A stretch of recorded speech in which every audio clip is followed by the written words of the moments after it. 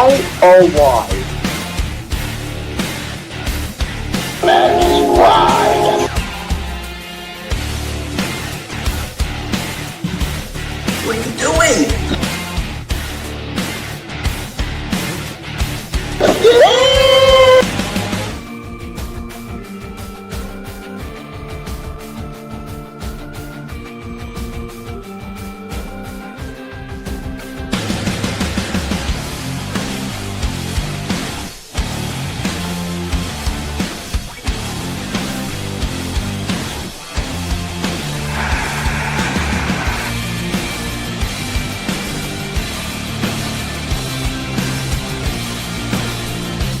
Sports!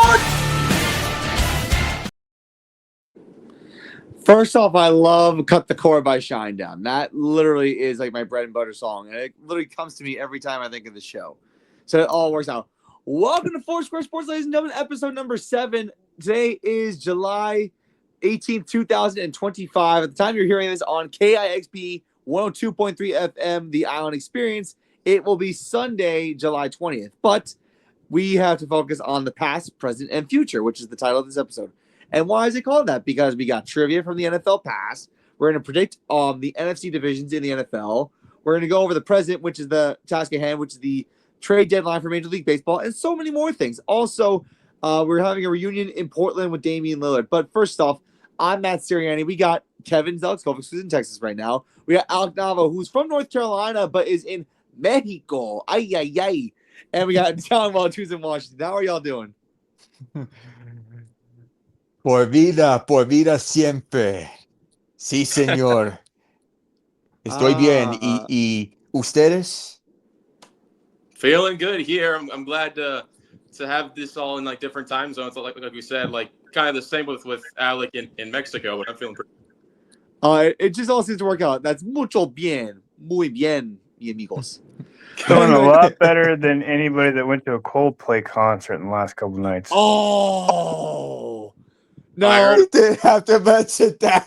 You know what? John. For the sake of this show, because I was with Randy Coure on his show last night, Voices of the Fans Canada.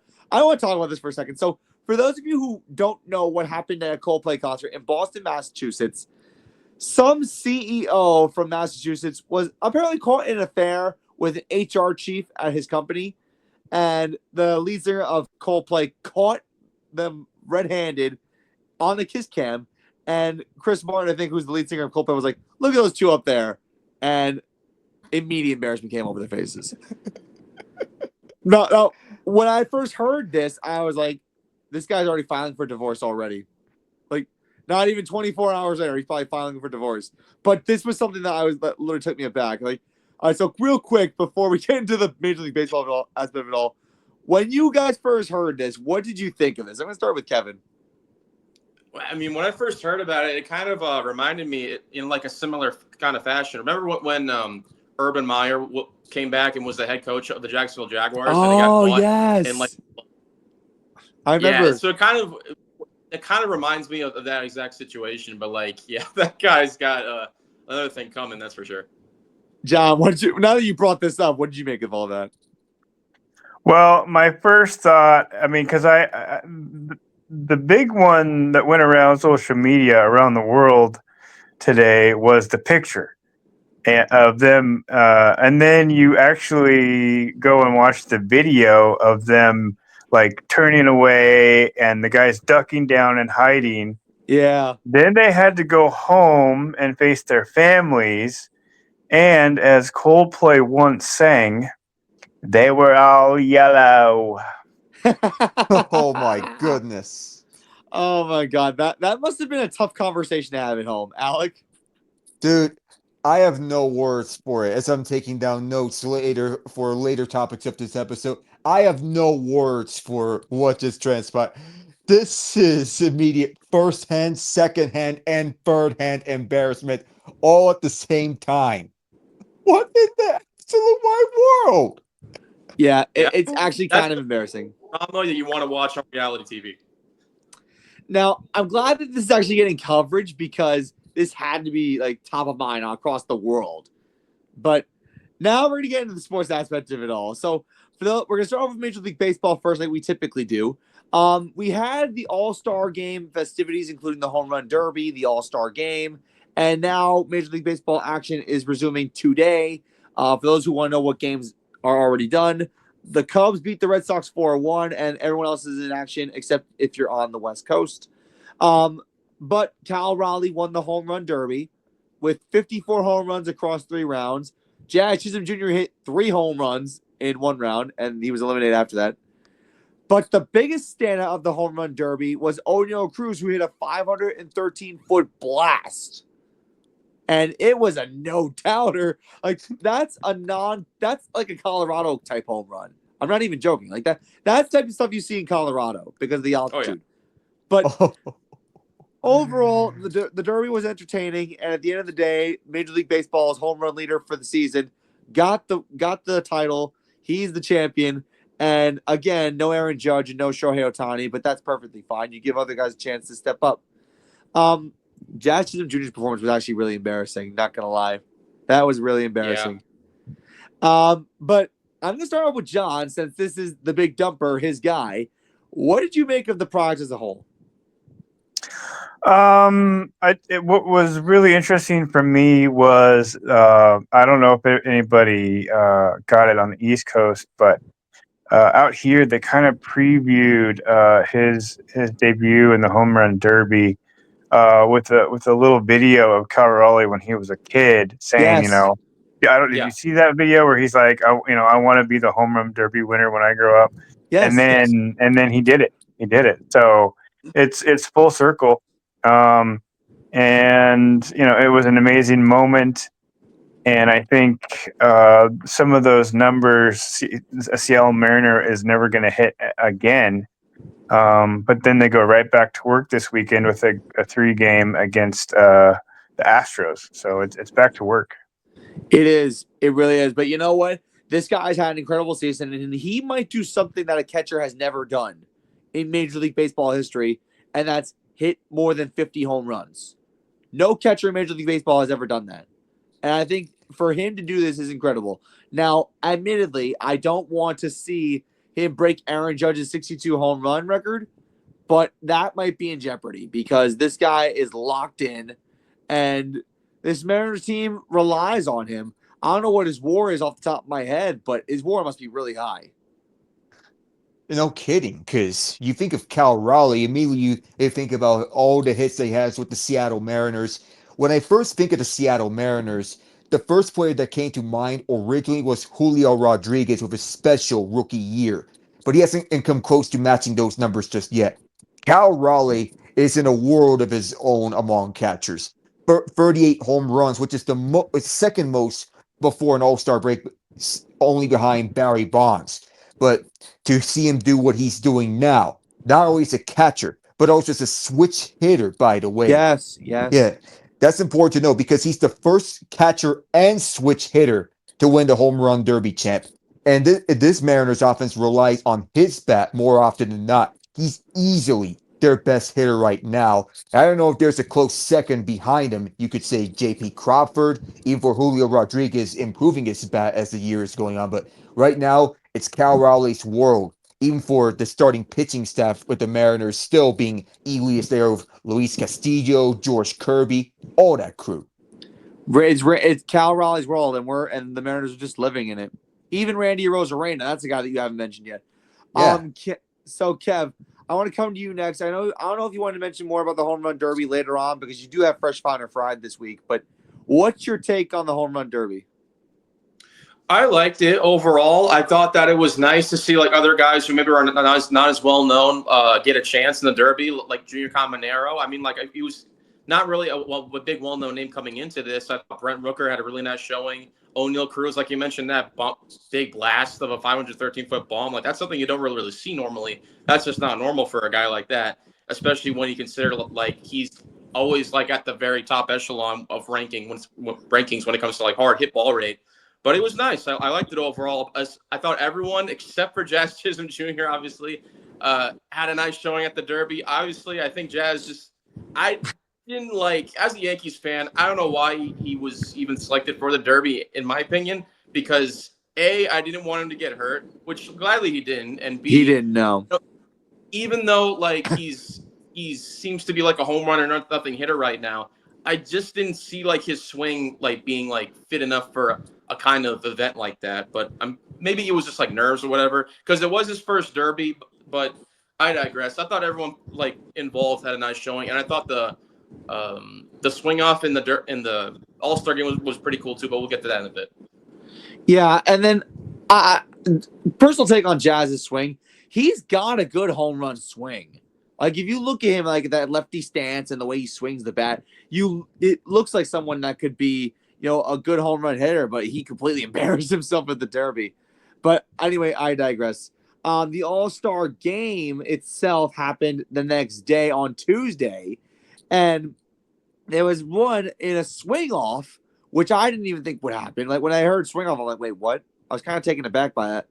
But the National League was on top 5-0, and then the American League rallied back. It was tied at 6, and then it was Kyle Schwarber, and I forget who represented the American League, but basically Schwarber hit bomb after nuke after nuke. It was what he does. It's what he does, exactly, and that clinched the victory for the National League in the All-Star game. Now, one thing that I talked about, I think this really should be returning to the MLB All-Star game format. The winning league should have home field advantage in the World Series. I don't know why they took that away. I'm very peeved off about it, but I think it would just add more importance to the game itself. The game itself was fine, and I think ABS did really good. But as far as like the significance of it, it really didn't stand out as far as significance. I mean, the swing off was fun, but that was really it. John, would you agree? Yeah, I think especially when you're talking about all-star players that have a major impact in a team's record all season long, having those guys step up and making an impact in the All-Star game on who has initial home field advantage. I think that's a great idea, and they should go back to that. You didn't mention the robots. That was something ABS, that that was something that a lot of pundits have been talking about all week long. So that was that was a little different to see that. And I think I think the All-Star game is evolving in what it does and kind of the events that it has. And I think it should go back to having a home field advantage impact as well. Yeah, absolutely. There needs to be something big at stake, and there's nothing more important in an All-Star game than having home field advantage for a championship. I feel like that's really significant. Now, Kevin, would you agree with number one, the significance of the All-Star game should revert back to World Series base, and number two, would you say that ABS did its job well at the All-Star game? Well, for answers to both questions, yes and yes. I do think that it should serve like as a bigger impact and incentive to win the All-Star game to have that your league hosted. And also, I think the ABS system definitely like provided like a good showing out in the All-Star break. I mean, it only happened like a few times, but when I saw it happen, I'm like, oh, challenge that. And then they did challenge that. I'm like, okay, I can see how this would like kind of flow into a regular season, but like this is kind of like a little bit of a test run that was hinted at, and now that we finally see it in action at the All-Star game, I think like players are going to get used to it. I know it's going to be a bit of a learning curve and like a big adjustment period, like when it first starts. But in the All-Star, like I didn't have a problem with it. I thought it flowed very nice. I think it's going to serve well. I think the one thing I would change about it is the number of challenges you get per at bat. Now in spring training, you get 2 challenges per at bat. I think it should be trimmed down to 1 because I was talking to Randy Couray about it, and he said 2 seems a little bit obsessive, especially if it's like a short at bat. Like if it's like 4 or 5 pitches, if you challenge 2 of those pitches, you're talking 40% of your at bat. If you're talking like 1 challenge, okay, that's fine. That's how I see it. 1 challenge is good. But now I want to get into other stuff revolving Major League Baseball. And this is something that I got to get to Alec about. So the Tampa Bay Rays have sold their franchise to a businessman named Patrick Solupski for $1.7 billion. And what this would also mean is probably they're going to get a new ballpark, and fans are probably going to have the same in Tampa, not in St. Petersburg. So the new owner is already getting down to business. He's already not playing around for how to make the fan experience at Rays games better. And there's been no rumor about relocation. I don't think there's going to be a relocation with this ownership. Alec, you've had one thing to say about this whole thing. What is it? Grass is greener on the other side. Hallelujah. Rays, you are free. Both baseball fans and Rays fans in particular have been begging for Stuart Sternberg to sell the Rays. I was one of those fans from a neutral point of view, and I didn't get to baseball until just 2 years ago. But I wanted Sternberg to sell the Rays. His cheapness and overall complicitness with the team has been a thorn on their side for so long. Normally, where you have a team that has a winning run, you reward that team by increasing payroll under the current format. Sternberg, on the other hand, is just complicit and is just fine with operating on low payroll. That's not the way to go. You No. don't reduce payroll when to reward a team with success. I'm looking right at the poll odds with the Minnesota Twins right after they won a playoff series in particular. But when you look at the overall cheapness, you look at the number of players that have been traded away or went to greener pastures because of said cheapness. I'm talking Blake Snell, Willie Adames, Randy Arozarena. I'm sorry I didn't mention him with the Mariners. Tyler Glasnow, Kevin Kiermaier, Isaac Paredes. That's just 6 of the names that I mentioned. But not to mention about the ongoing need to replace Tropicana Field because that ballpark has been on a downward spiral. Not a lot of fans in attendance to go for it as well. And if you're not making a commitment to improving the ballpark, then the fans wouldn't want to come over there. Then the fact that the roof got ripped off by Hurricane Milton was the cherry on top of all of this, and it was a glaring red flag to Sternberg's cheapness for refusal to either replace or renovate Tropicana Field. Patrick Zalupski, who by the way is the new owner who comes from Jacksonville, stop talking about relocation rumors, please. That's not helping matters. He's going to invest in the ballpark being in Tampa.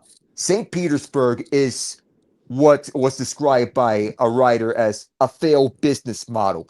Tampa is the way to go. The Buccaneers and Lightning are having success because they have their markets in Tampa. Follow what Jeff Vinnick did with the Lightning and invest in the Tampa area. That's my advice to Zolupski. And Tampa is a growing sports market. I mean, Yes. The Bucks won a Super Bowl recently. The Lightning won back-to-back Stanley Cups recently over the last 5 years. I mean, take advantage of the market. Why you got to go to St. Petersburg? Which, by the way, I've been to Tropicana. I know people who've been inside Tropicana. It's bad. It's a very uncomfortable, not safe ballpark. And I'm very surprised that ownership didn't say, okay, we're going to stick with our 2028 plan and continue to build this great ballpark that we had concept to build for 2028. And then they just threw that away. We're like, okay, we're going to stick with our original plan. This should have been a wake-up call. The Hurricane should have been a wake-up call when Tropicana was destroyed. And Sternberg was like, no, we're going to stick with our original plan. We're going to stay the course of what we're going to do. 2025, we need a ballpark. Okay, let's play in the Yankees spring training field. No, that's not it. That's not it. So I'm glad that Zalupski has taken a better, smarter business model approach, like Alec mentioned. And I think the Rays fans are happy for this because when ownership doesn't want to change approaches to how they're going to handle business, that's going to make problems even worse. So I'm glad that this had to get done. And I think the Rays are going to be good for years to come. And I think sometimes new ownership is what you need to kickstart a franchise. Also, to point out about Tropicana Field is, I don't know if whoever doesn't know it, Tropicana Field is the only field where it has its own rules with its structure because it has 3 rings up that's keeping the stadium from collapsing. And there's rules for whenever you hit an inner ring, an outer ring, or a middle ring, depending on if it's like a home run or double. If you have to have rules based on the structure of the stadium, you know it's that bad. Yeah, Ooh. and like people like Aaron Judge have hit through the rings. Yeah.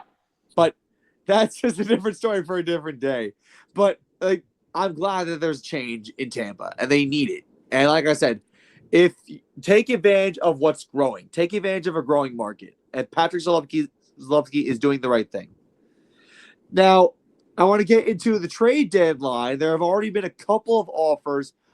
Adam Frazier was traded by the Pirates to the Royals, or was it the complete opposite? Yeah. We traded him back to the Royals, so he's going to be back there for a second time in as many years. Wow. Unbelievable. The Pirates are already proven to be sellers at the deadline.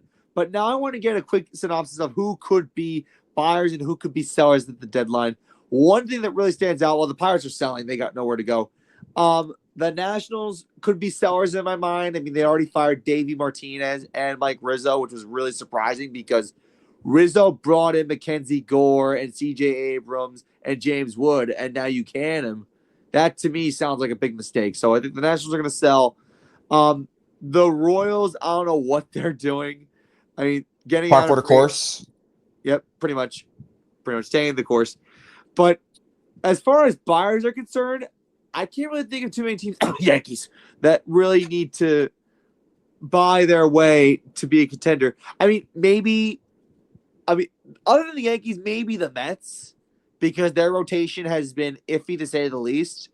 I know one big pitcher that's out there as far as trade value is concerned is Sandy Alcantara of the Marlins.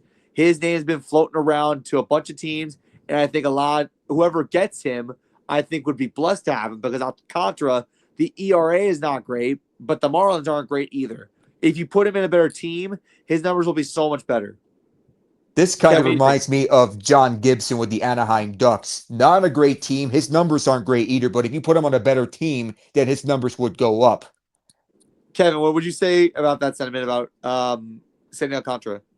I mean, I was going to say, like, a perfect example is, like, Jazz Chisholm Jr., whenever Brian Cashman made that trade, he was with the Marlins, and then as soon as he came to the Yankees, he had career numbers. So, like, environment and different cultures can impact a player. So sometimes all a player needs is a change of scenery. Maybe that's the case here for Sandy Alcantara. While his numbers right now with Miami aren't great, if he's on like a true contender or if he's on like at least a playoff team, then maybe you can start to see the Sandy Alcantara that you were used to seeing before the collapse for him with the Marlins. So it does happen. But I think the big reason why people like teams want Alcantara is because like, you know that he's not going to be like the biggest name like of starting pitchers. You know that he's probably not going to cost you as much as some like other pitchers on the market and stuff like that. So Alcantara is a nice value starting pitcher that you know can have high reward if you utilize him properly in the right situation.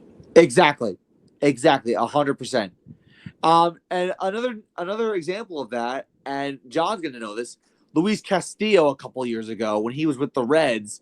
He had okay numbers. He wasn't fantastic, but now the Reds traded him to Seattle, and he has been, I guess you could say, the ace of the Mariners over the last couple of years. And John shaking his head yes because he agrees with me.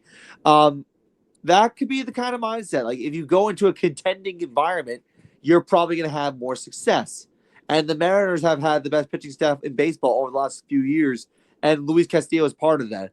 But now I'm going to come to John. Who do you think could be a serious buyer at the deadline, and who do you think could be a serious seller at the deadline? Buyers are going to be contenders, right? It's going to be, I think the Dodgers still might need some help. I wouldn't be surprised if the Orioles try to do something with their pitching rotation. I think sellers are probably going to be likely the D-backs and the White Sox got some players. The Marlins, if they pull the trigger on their rebuild, definitely going to try and get something. And I don't know. I think everybody that's healthy is going to stand pat. So it's basically pitching rotations and where are you going next with your lineup? Yeah. Kevin, who is a serious buyer in your eyes and who's a serious seller in your eyes? Okay, well, if I use the term serious loosely here, I mean, like I would not say the Yankees because the GM Brian Cashman. Whenever he said he's serious about buying, I'm not sure exactly what that entails. Now he said he wanted to get a third baseman, a starter, and two relief pitchers. If that's the case, I won't believe it until I see it. But at the moment, I would say the Yankees, but as our true buyers at the deadline. But I'm not gonna hold anything past Cashman because like he's like a wild card in this scenario. Sellers definitely Diamondbacks for sure. I could even see Boston potentially selling a couple of pieces as well, and maybe buying Interesting. because I think like overall like their team is starting to get hot, but I do think that they could use some better starters because I do think that Crochet was a big success has been a big success for them so far. Walker Bueller was good, and then he kind of took a step back a little. I'm not sure if they Yeah. want to trade him or not. I know they've got a couple of pitchers that are like hurt right now. They've had to throw like multiple guys in, like Giolito, Bayo in there. Winkowski, I know, is on the 60-day injured list. So that's another starter they lost. So they could be on the market for a starting pitcher as well. Boston, I could see them doing as well. And I know a lot of teams, especially the Orioles, definitely need to bolster their starting rotation because, frankly, other than Sagano, it's not a good starting rotation. I'm sorry, it's not because the first half, at least for the first half, it's proven to you that Orioles have been one of the most disappointing teams in baseball. And if they're going to go out and truly to try to gain some ground in the AL East race, they're going to have to start bolstering their rotation. Even after losing Corbin Burns, you replace him with Charlie Morton, and he's been not good at all. I mean, like his age is starting to show. Sagano is shown to be a nice rookie starting pitcher for them, but that's not always going to get the job done. The offense is starting to pick up a little bit, but you need to have a solidified rotation if you're going to get yourself up in the race. So I would say Orioles, if they're really truly serious, I would say they buy and sell. Nice. I know some people see potential in Grayson Rodriguez as well in that rotation. I also heard rumors about them potentially giving Felix Bautista a potential look to sell and fork him over to someone else. Whether that happens, that would be monumental because a closer is very much needed, especially in playoff baseball. And from what Kevin and I heard earlier today, according to the Los Angeles Dodgers news, I hope to God it doesn't happen. So the Dodgers are rumored to acquire Emmanuel Clase, or they're majorly interested in Emmanuel Clase. Kevin, am I right? Yeah, I mean, I saw that news earlier. I mean, like, I think everyone who's a contender is interested in Class A. I mean, like, I think Cleveland has a few Cleveland and even Minnesota, I feel like have a few pieces that were rumored to like really sell. I know like Joan Duran for Minnesota was rumored to be like on the market. Joe Ryan, I heard a name out there too. Like I heard Class A. I've heard all guys. So both Guardians and Twins could be interesting. As far as the Dodgers concerned, I mean, like, I get that they like, oh, they lost a few of their 1,000 pitchers they already have already. Yeah. I mean, like, if they get Class A, like, come on, man. Like, I really don't care at this point. Honestly, I don't think they're going to get the Emmanuel Clase. Yeah, no. Man, you're tapping hard. I mean, they already have Tanner Scott. Exactly. Well, how much more do you need? But anyway, Alec. I mean, they want to get Sawaruto. Exactly. Alec, who do you think is a serious buyer and who do you think is a serious seller at the deadline? Series buyers, those who are wanting to improve their rosters at the deadline. I mean, the Dodgers are mostly set for the most part. Barring injuries, they're set. Yankees, I feel, barring injuries, they're mostly set for the most part. If you want to improve, if you're looking at teams that can improve on certain areas, I can see the Tigers looking for a closer. See, you mentioned about Felix Bautista, John Duran, probably even Carlos Estevez if the Royals look to shop him away because they're par for the course as of right now. But if they decide they want to sell, Estevez could be up there among the names that they want to give out, and so that they can have Lucas Erceg as their closer full time. He was pretty good down the stretch last year, and if they make him the closer, I would not be opposed to that for the Royals. Another team that could see as a serious buyer, it could be along the lines of the Chicago Cubs. I don't know what they have to give up to get anyone, but the Cubs, they're up and rising, and if they can improve on the roster, perhaps they could be a team on the watch. Of course, they have Imanaga, Matthew Boyd on the starting pitching staff. Kyle Tucker has been a godsend for them. And that outfield of him, Pete Crow Armstrong, you have Seiya Suzuki on the rise, Ian Happ. Oh, this is a team that I would want to watch out for come postseason time. Among sellers, Pirates is pretty obvious. The Yeah. White Sox could be another one. Another name that I could look for, I'm just talking specifically on the White Sox, Luis Robert Jr. Louis That's Robert, another one. yeah. Luis Robert Jr. That could be another name to watch over the trade deadline. Maybe Angels if they decide that the season's going to fall apart fast, or if they're about to part for the course because Mike Trout's having a bounce back season at DH. So as to limit him over at the outfield because they believe that him at the outfield is going to increase his injury risk. Colorado is an interesting team, both good Yeah. and bad, because they're by far and away the worst team in the league. But the closest that they have to a trade piece is Ezekiel Tovar. So that could be something to watch for. Outside that, I don't know what else is there to sell for them. But that's the names in which I pretty much have on the top of my head. Ezekiel Tovar is actually an interesting one because he's probably far and away the best player that the Rockies have, and they're dreadful. So Yeah. he's also respectable.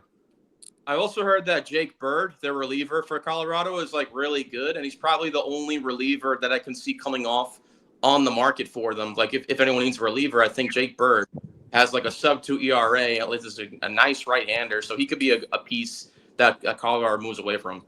Yeah, last year was Interesting. Nick Mears for Colorado that they traded to Milwaukee, and he's been solid on the Brewers bullpen. Interesting. So there's a lot. So the trade deadline ends on July 31st. So at the time of recording this, there are 13 days before the deadline ends. If there are any trades coming along, we'll pass on the information to you on our next episode. But I did want to talk about the deadline, about the potential lockout that's been swarming around Major League Baseball. We'll get into that now because it's becoming more and more evident that a lockout is looming large over Major League Baseball. Pete Alonso was even asked about the lockout, and he said, "Oh, no one's thinking about it." And we're like, dude, everyone's talking about it. Now, one person who's like obsessed with this lockout is my good friend Loro Antonio because Loro has been all over Rob Manfred and the players' union and the owners and what's going on. There's this issue is the salary cap. The players don't want it. The owners want it. And Rob Manfred and Tony Clark, who's the head of the MLB Players Association, haven't really come into agreement on what's going on. Now, for those of you who want to know when the new CBA has to be done, it has to be in line for the 2027 season.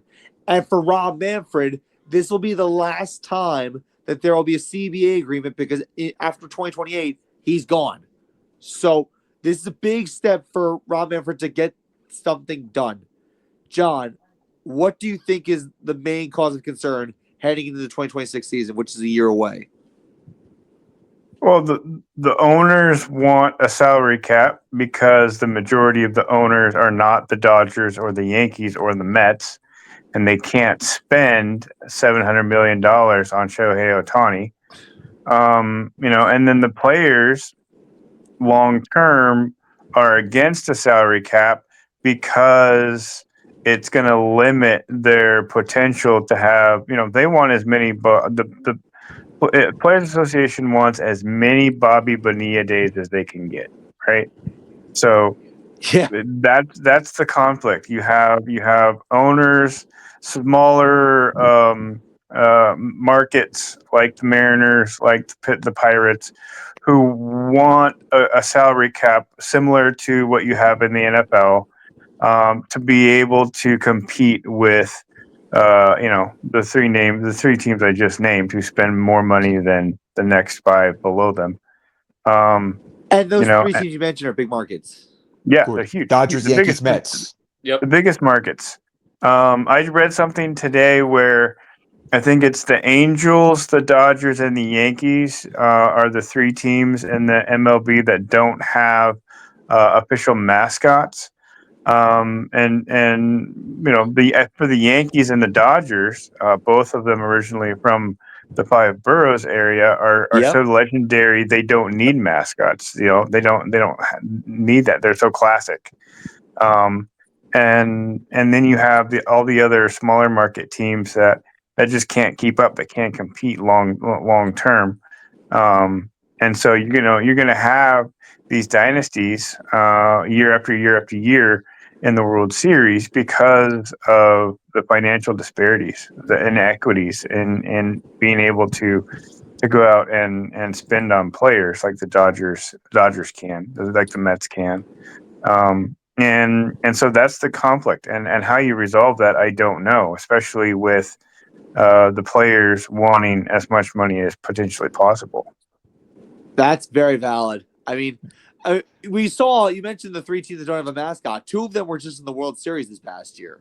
So Yeah. that's exactly the problem here. I mean, they are so iconic, and the Yankees and Dodgers have been known to bring in the big names, and they've been known for their success in the past. The Dodgers, like you mentioned, they used to play in Brooklyn before they even moved to LA back in 1959. So they have this winning tradition, this winning culture. And so do the Yankees to an extent. Like I said, no losing season since 1992. So that just tells you how these teams can sustain consistency over a long period of time, and things don't change. So I want to expand on the lockout, but we're already 37 minutes into this thing, which is actually kind of amazing.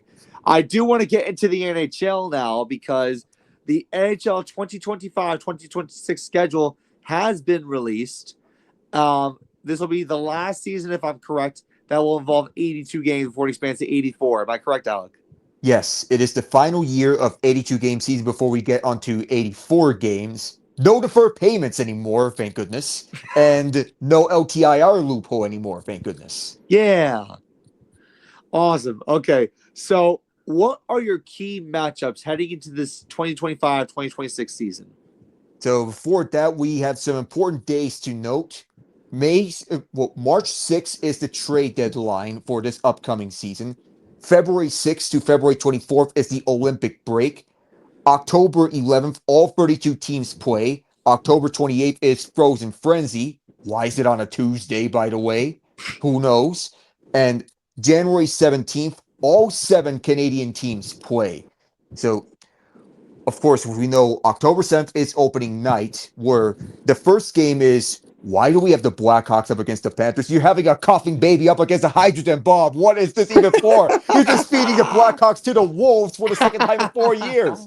Why are you doing this to poor Connor Bedard? Why are you torturing him? That is a great analogy to use for it, Alec. On that same night is the Penguins and the Rangers, which I am honestly opening up to, and then the Avalanche and Kings, which is the most exciting matchup of the night.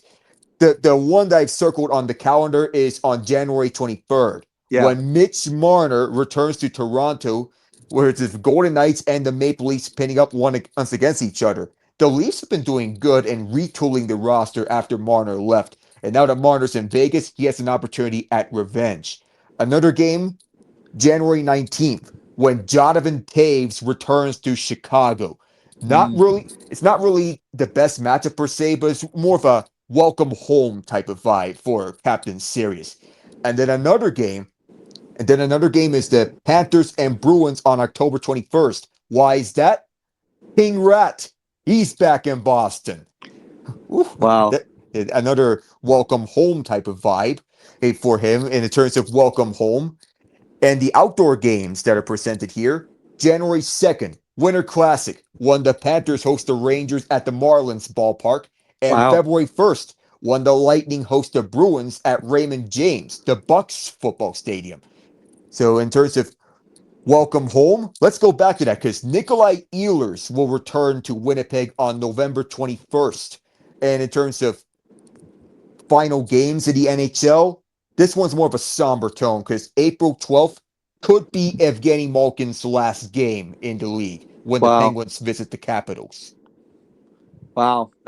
That's going to be a storybook season. You think about the schedule. I think the Mitch Marner of it all is actually going to be interesting because when Mitch Marner got his jersey and he walked into the Vegas Golden Knights facility, he was prancing around with a smile all over his face, happy to be a Golden Knight, and yada, yada, yada. And I think that the Maple Leafs took exception to that and were not happy. So when that matchup happens on January 23rd, that will probably be a primetime matchup, depending on where you are. So that should be interesting. I can't wait for how 2025-26 pans out, and maybe, just maybe, someone else other than the Panthers will win a Stanley Cup. Oh, we hope, because, the Panthers, yes, it's nice back to back, but you got to give the other teams a chance. Could we Yeah. see someone like a Toronto stepping up? Well, they have to get past the second round for once, because they've been mired in misery for as long as we can remember. No Stanley Cup final appearances since they won it in '67. Could we see Edmonton getting over the hump? I mean, you got McDavid and Draisaitl, and after the biggest offseason in franchise history, you can never count a team with McDavid and Draisaitl out. They got younger too. Could we see Carolina getting over the hump? Ehlers, you need to get a second line center there, though. Could we see a bounce back year from the Rangers? I would love that. One Stanley Cup since 1940. I would love to make it two. I would love a fully healthy Devils season, personally. That too. Could we see the Devils getting fully healthy? Could Washington prove that this past season wasn't a fluke? Now, there's also been a mistake by someone from the Washington team and what they're going on. Like, apparently someone in their PR department put up a thing saying, "Oh, this is gonna be Alex Ovechkin's last year," but Ovechkin never fully announced that this was his last year with the Capitals. So, what really blows my mind is how silly PR people can be. And it's funny because John and I talked about this. Apparently, someone from the Little League World Series PR department put the wrong elimination team after, I think it was Arizona was eliminated. They put the wrong team in. And I said to John in this way, somebody's getting fired. And I guarantee you that might happen with the Capitals, whoever's running their PR department. That wasn't Little League. That was NCAA. NCAA. Yeah. That's even more of a flop up. Oh my goodness. NCAA. All right. So now we're going to move on to the NBA. We have a couple major stories and acquisitions that happened over the course of the last couple of days, and we're going to get into them very briefly. I want to start off with a homecoming. Al talked about homecomings. Well, here's a homecoming for you. After one up and down season with the Bucks, Damian Lillard is back home with the Portland Trailblazers. He signed a 3-year, $42 million contract to return to Portland.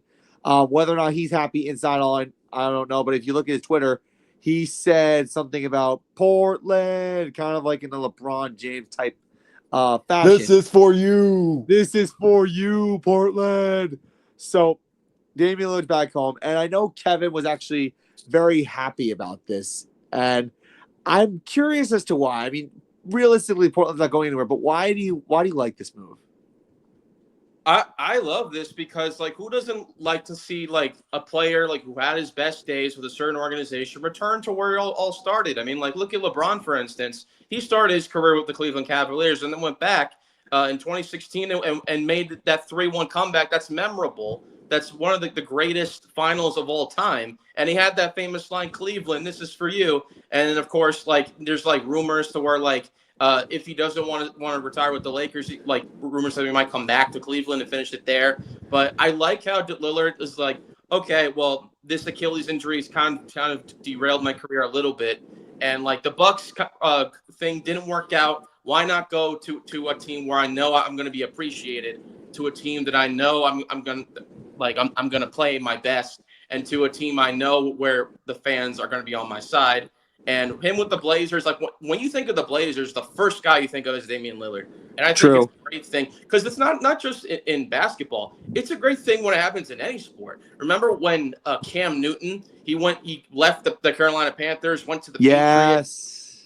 Yeah. And he did okay there. And then he came back to the Carolina Panthers. Remember how hype everyone was? I think that's really cool. I think that's really cool that like players like come back for a second stint with the team. It really shows like this team and this franchise had a big impact on me so much that even when I left, I want to come back and I want to continue to play with this organization. I think that's really cool, and I'm excited to see what Lillard can do in Portland. Now, it's for 3 years, and for the first year, he's going to be out because he's going to be rehabbing from that Achilles injury. So, yes, that's right. So really, it's more of a 2-year deal after that 1 year. So he'll come back in the 2027 season, and that's when we'll really see Lillard and all the other guys, and also a full circle thing. When they have Drew Holiday now on their team. Remember that they originally the Blazers traded Drew Holiday and Damian Lillard away years ago, and now they got both of those guys back on the same team now. So Blazers, this is kind of like a nice reunion / rebuild, but to have Lillard back is going to put more butts in the seats, more tickets selling. And I think whenever I think we talked about this last week with how the Portland Trail Blazers are going to be up for sale. Why not have some excitement in Portland again by bringing a guy like Lillard back and try to get the vibe of Portland in good spirits with the rumors about them trying to build a new football stadium, or baseball stadium. Baseball stadium, yeah. John mentioned that in the previous episode, I believe, about Portland getting a new baseball stadium and maybe getting a new Major League Baseball team. Speaking of John, we talked about Oregon getting a new baseball team potentially. What would you make of this whole Damian Lillard reunion thing in Portland, even though realistically there might not be much coming out of this? Well, I dug down a little bit into this story. Obviously, Oregon, the entire state is excited to have him come back. Portland is thrilled to have him back in the Rose City. What's interesting is the rumors that came up as soon as the Bucks cut ties with him. Portland was one of the first names out there, but then you had Golden State, you had the Lakers in the mix of places he might end up landing. But for him to choose to go to Portland and not wait out a long-term bidding war, I looked into. I think he's still making money off of what Portland gave him originally. On top of Milwaukee's what they have left on the contract. Right. So I'm pretty sure, if I did the math correctly, he's sitting out 2026 and making $68 million. Wow, which is crazy. But the winners are Portland, and he went away and came back. And one of the really cool things about this Trailblazers team is they've gotten a lot younger. And so he has this whole year to be mentor and to kind of coach these kids and develop chemistry before he comes back in 2027. So that's a huge shot in the arm for the entire team. And whether or not this kid that they drafted, who's really, really fun to watch, is going to have an impact in the NBA or not. I think watching this team gel and develop in the next 18 months is going to be really cool. Basically, you get a second coach. Yeah, almost like a second coach, like Alex said. So now I want to get into the other small story about the NBA, and this is going to have Clipper fans thrilled, if that. So we talked a little bit about Kevin Durant leaving the Phoenix Suns, and then we talked about Bradley Beal potentially leaving. Well, he did leave, and then they signed Devin Booker to a 2-year, $145 million contract. But anyway, Bradley Beal bought out of his contract with Phoenix. He's going to sign a 2-year, $11 million contract with the Los Angeles Clippers, who are already thrilled. Now they got Bradley Beal, because now look at their roster. Realistically, it looks golden on paper, right? But Clipper fans, I think they're getting their hopes up at this point. Alec, I know you've talked about how confusing the Suns season is, or where their direction is going. But what do you make of this Bradley Beal acquisition? Well, to piggyback on what you were saying about the Clippers, I feel Clippers fans, they're getting a bit too excited about Bradley Beal coming into the team. Yes, I feel the best course of action was for him and the Suns to split, because he was playing out of position in Phoenix. The only position he can really play is shooting guard. He played a lot of small forward in year 2 in Phoenix, and that didn't bode well for him. And playing out of position, was not the ideal way to go in Phoenix. Now that he's in Los Angeles, he can reset mentally, be the scorer that he is at the shooting guard, because James Harden can play both guard positions, point guard and shooting guard. He can be a Yeah. facilitator, he can be a scorer. The Clippers, they were interested in him when they trade Norman Powell to Miami to get John Collins from Utah in a free team trade. Both Beal and Ty Lue also know each other because they're both from the state of Missouri. James Harden also pushed for Beal to land with the Clippers. Now, could this be the scary line that the Clippers are envisioning? Well, they're assembling the 2019 All-Star team at this point. Pretty much. Because you got Kawhi Leonard, James Harden, and Bradley Beal all at the same team. This is the 2019 All-Star team. This would be a scary lineup if it was a couple years back. But this isn't 2019. No. What can be a factor here is 1, health, and 2, age. Not only is Kawhi Leonard missing time throughout the last few years, but so is Bradley Beal. Availability is always the best ability, and other teams that are younger, they know exactly that. OKC, they have a young trio in SGA, Chet, and J-Dub that are healthy, and they're contributing in big numbers. This Clippers trio, you better hope that they stay together on the court at the same time. Because if they don't, this is going to get ugly really fast. Especially given you have Kawhi, who is 34, James Harden is 36, and Beal is nearing his mid-30s. Not to mention you got Nick Batum and Brook Lopez, who are both 37 years old. So you have to hope that this sticks. Because if it doesn't, the Clippers are the new retirement home of the NBA. Not the Brooklyn Nets anymore. Not the Brooklyn Nets. We're not the retirement home of the NBA. I'll still never forget. We had KD, Kyrie, and Harden on the Brooklyn Nets, and they only played 8 games together. 8. Well, then younger NBA fans need to remember the time when you guys had Kevin Garnett, Paul Pierce, Joe Johnson at the same team, and that was basically retirement home central. Seriously, Darren Williams that off our shoulders. Oh, Thank God. You know what the problem is though? Now we suck, but it's okay. We're the Brooklyn Nets. We stink. We're owned by Jay-Z, right? well, at least there's going to be a point in which they're going to have to say under the umbrella, Ella, A. Oh, the Clippers, that is. Because they don't have a first round pick until 2030. Oh my God! God! No, the Clippers. The Clippers' downfall started when they traded away SGA for Paul George. That's And what the picks became Jalen Williams. It's incredible. The Clippers should feel ashamed of themselves. Now they're trying to rebuild with your father's players. That's what they're trying to do. They gave OKC a possible dynasty. Yep. My goodness. They're kicking themselves in the rear for all that. They're kicking themselves right now. Oh my goodness. And probably Clippers fans are so pissed off the fact that Oklahoma City won the title because of that trade. Imagine having all that hope for 2020 and then letting it slip like that 3-1 lead to the Denver Nuggets. Oh God! You can argue and make the case that Paul George trade is worse than the Luka trade.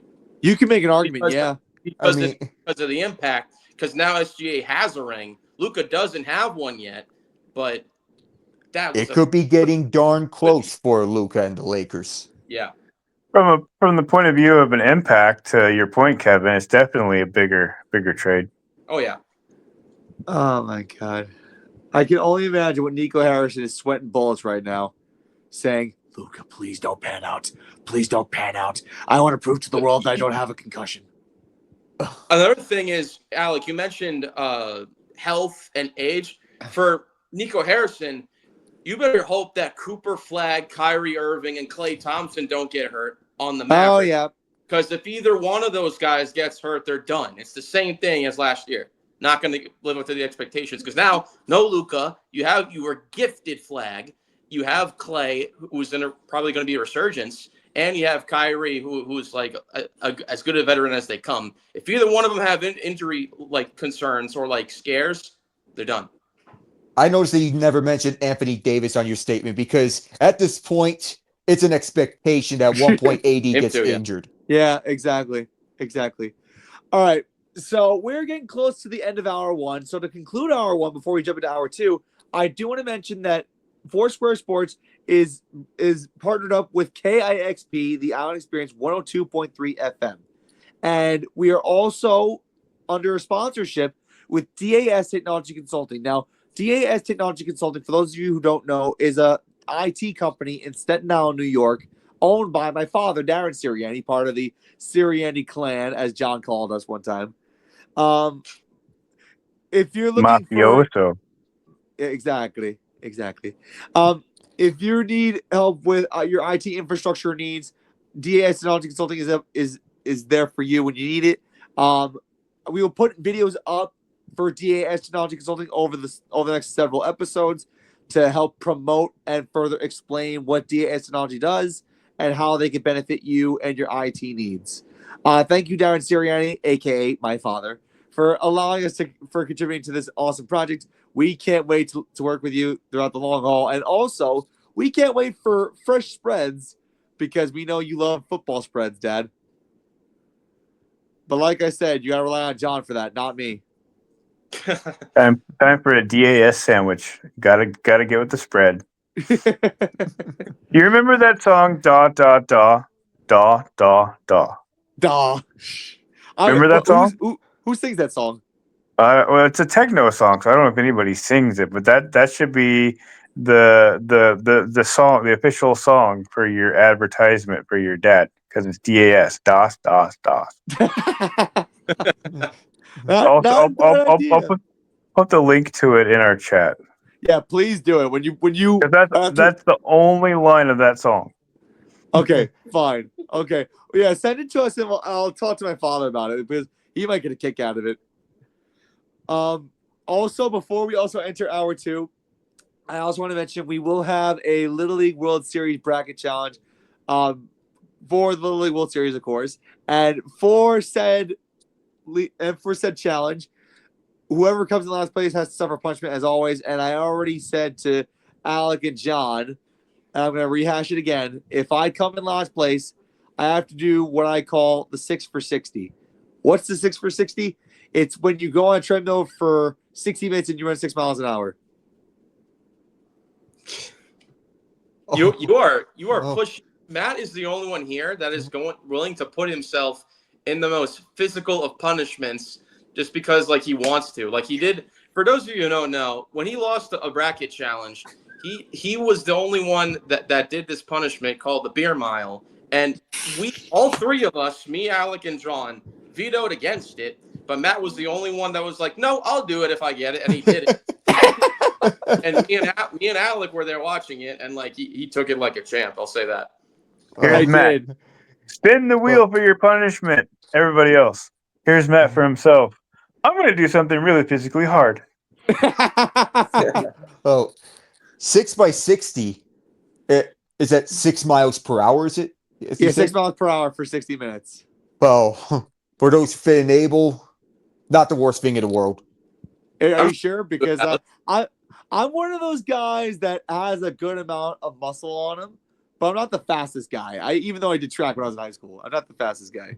Oh, well, once you get more running over through the days, once you exercise on a daily basis, it won't be that bad. Okay. Or a weekday, I would put it. So. Okay, that's all the encouragement I need. And with that, welcome to hour number 2 of Foursquare Sports. We are sponsored by DAS Technology Consulting. We are part of KIXP 102.3 FM, the Island Experience in Washington State in the United States. Matt Sirianni, Alec Nava, Kevin Zell's colleagues, John Welch here for hour number 2. And we have quite a bit to go over from an NFL standpoint because we are going to have NFL trivia. We have a lot of NFL news to cover. And we're going to go over our NFC division predictions as well as Fresh Finder Fried. So we have a jam-packed hour 2. Let's not waste any time. Let's get right into it. So We're going to start off with the latest news that happened, and this involves the Pittsburgh Steelers. TJ Watt, the best defensive player in the NFL, got his money like we all predicted he would. A 3-year, $123 million extension with the Pittsburgh Steelers. $108 million of that is Elmo Alec money. Oh my! That's a little inside joke. Oh my goodness! That's That an was the inside best joke. part of what we discussed in the group chat. Props Oh to you my guys. Oh man. But Oh. anyway, Watt got his money. We all anticipated that this was going to happen. John had been saying this for weeks now, that conversations were rumbling behind closed doors. Now that it's happened, John, do you think that this was the right amount of money that TJ Watt deserved, or do you think he was a little bit of an overpay? I think it was definitely an overpay. I've been saying this entire time that the Steelers organization wasn't going to focus on this until Aaron Rodgers was in the building, and that's exactly the timeline of this and how it happened. I think it was an overpay. I think the question is going to be how closely does Hendrickson come with that with the Bengals, because they're not going to touch that with a 10-foot pole as far as paying him. I was just reading before we actually started recording that Micah Parsons is probably going to be around $45 million a year on his new contract. Really? Yeah. I was just reading that right before we started recording, which is why I dipped out and came back. Wow. But that's kind of where he's at, according to Pelissero. So this resets the market on non-quarterback players as far as contract goes. Absolutely, 100%. Now, I want to go to our resident Steelers fan before we move on to our next NFL topic. Alec, how you feeling? There are dogs barking on the background. They might know something that we don't here. But it's just the usual course of dogs here in Mexico. But in terms of dogs that are barking along, that's the sound of dogs on the defense that are thrilled to have TJ Watt back for another go around. 3 years at $123 million, $108 million, and Elmo Alec money as his. Oh my! Well, it was either keep him or you trade him away.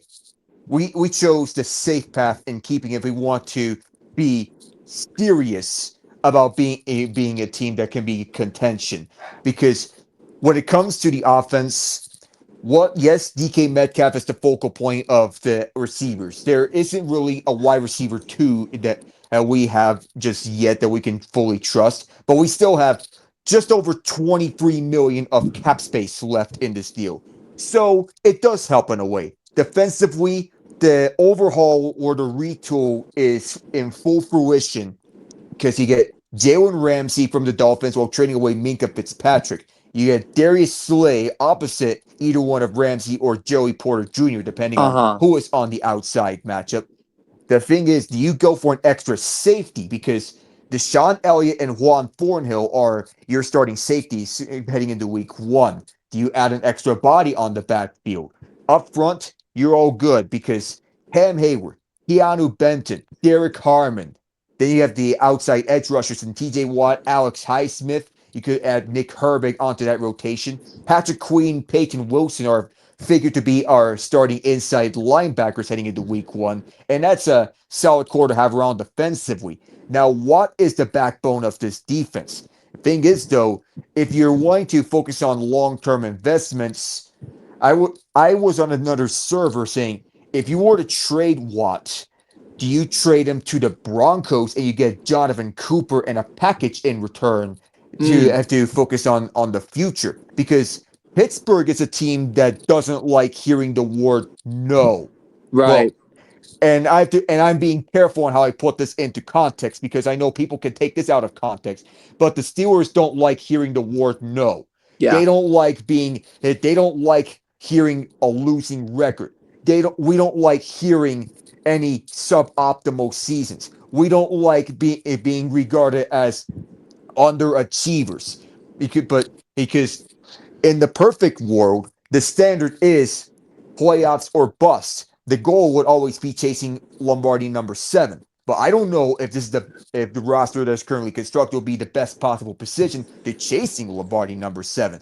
We better hope that Aaron Rodgers doesn't cause internal drama inside the locker room. But Right. even though he said that he wants to spend his last year in Pittsburgh black and gold, you get 2 tight ends at Pat Fryermuth and Jonnu Smith. You get a running back that's led by Jalen Warren and Caleb Johnson.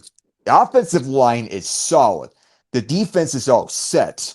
Now, I still think that we can contend for a playoff spot. How good will we be, though?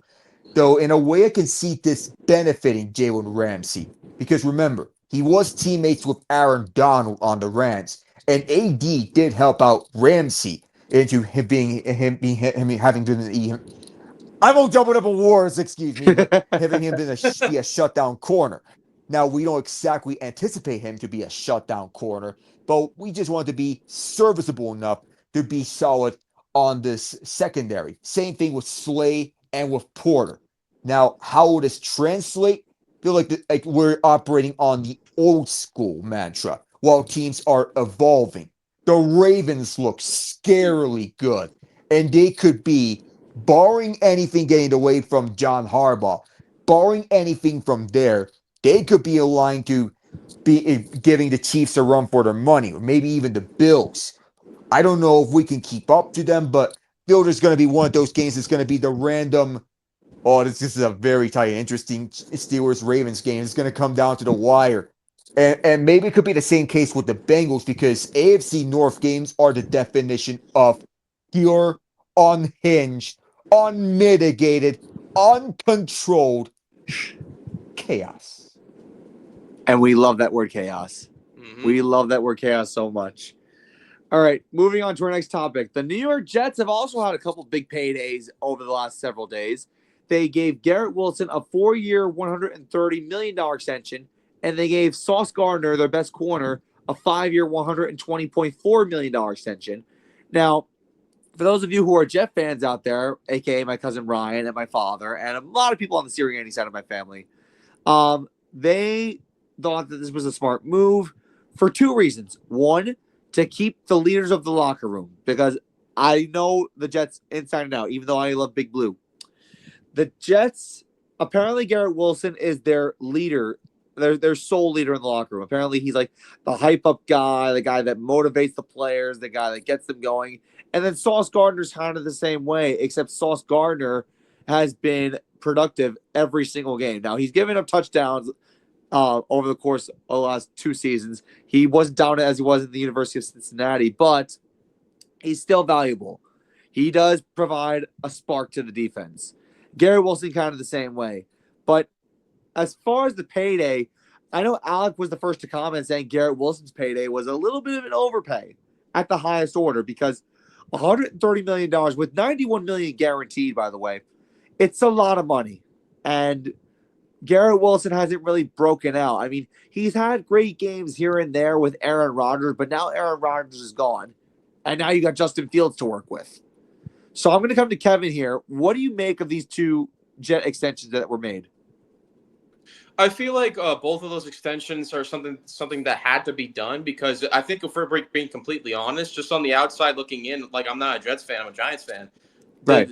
Garrett Wilson and Sauce Gardner are pretty much like the only 2 names. Like when you think of the Jets, you think of those 2 guys. Like they're the 2 players keeping the Jets in like relevancy in terms of like who are you looking for? Like why do you pay to go to Jets games? I want to see Sauce Gardner play. I want to see Garrett Wilson play. You know, stuff like that. So I feel like there's a different like entertainment factor there as well as to why they gave them those extensions to make sure that people keep coming to the games and like have something to look forward to as well if you're a Jets fan, because I know it has not been as easy being a fan of the Jets. Of course, I'm a Giants fan. Like I could say that. I know. So, but yeah, I think that factors into play. I think it's something they had to do.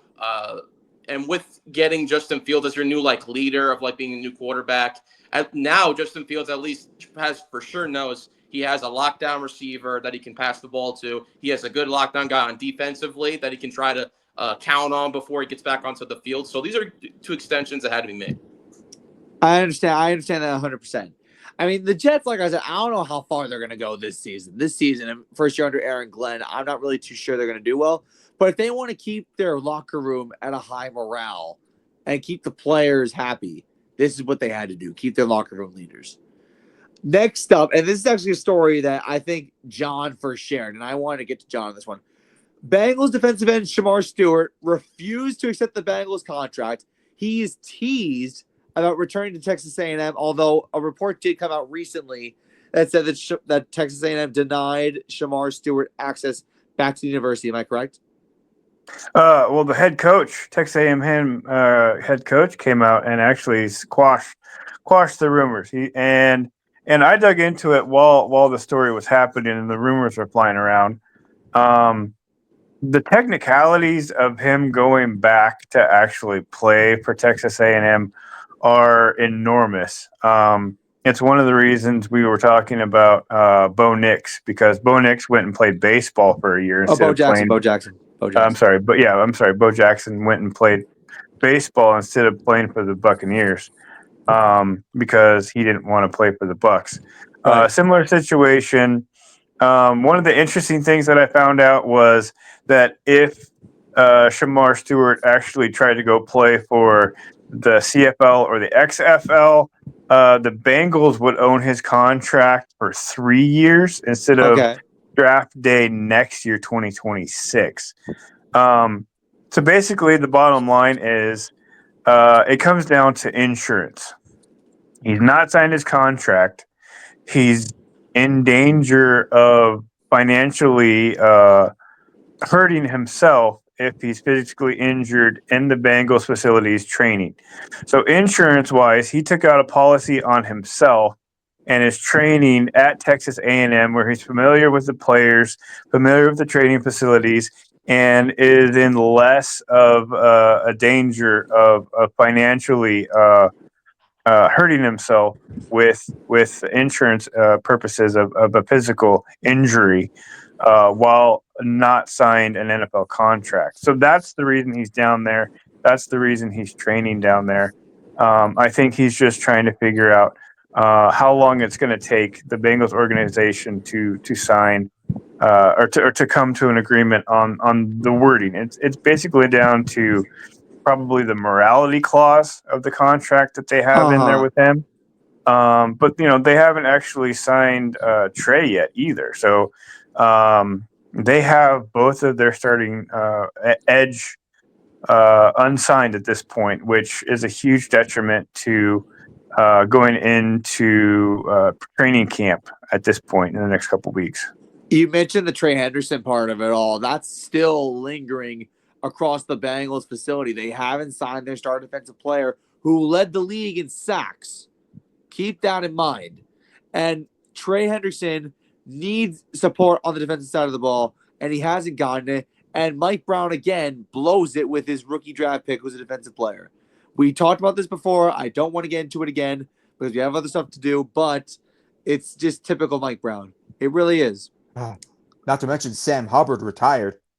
Yep, that too. Exactly. Next story I want to get into is Mike Williams retires after 8 seasons in the NFL, 7 with the Chargers. He had a cup of tea with the New York Jets before getting hurt again. Kevin, I want to come to you on this one. How disappointing of this is this for someone like Mike Williams caliber, who had a lot of potential to be a really good receiver? Yeah, it's definitely disappointing when you consider the fact of like the potential of what he can bring to a table, especially like if he goes to like a true contender of a team. It's very disappointing, but like also at the same time, good for him retiring at the ripe age of 30 years old. I mean, there's very few people in the world who could even retire at that early as of an age that he has. So at the same token, good for him, but at the same time, like it's disappointing that he couldn't give it a few more years, even though he was still like young considering his age. Yeah, it's such a shame. Last story before we get into trivia. Von Miller signs with the Washington Commanders. The Commanders had a very mediocre-ish defense, but now Von Miller, at this point in his career, is taking his talents to Washington, a team that was in the NFC Championship game last year. Alec, is this a big deal? Oh, for one, Von Miller shouldn't be seen as the final piece, but he should be seen as a piece to build on Washington's defensive aspirations to complete themselves for the Super Bowl.